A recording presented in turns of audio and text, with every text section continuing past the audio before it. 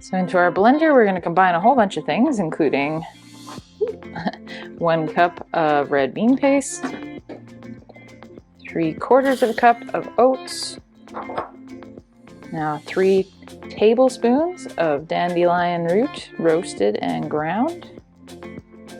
If you don't have that, you can substitute cocoa powder, but we're doing the weedy version. 1/4 teaspoon of salt, 1/2 teaspoon of baking powder, 2 teaspoons of vanilla, and 1/4 cup of oil.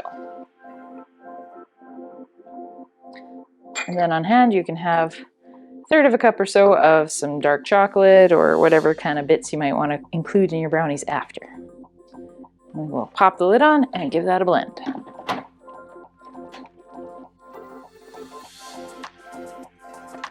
You're gonna have yourself a fairly nice, thick, sticky batter. You can fold in any chocolate or just leave it plain if you prefer. And mix that all together.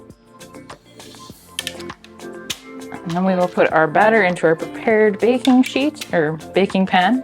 That could be greased or, in this case, lined with parchment paper.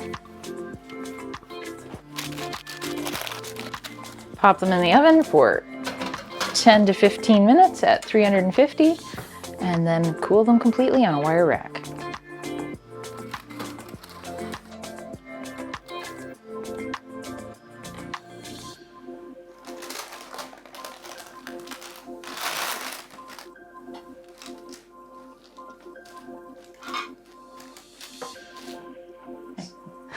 And here we have some tasty gluten-free brownies if you want them. There's no flour in them, but you do have to make sure that the oats aren't potentially contaminated if you are concerned about gluten.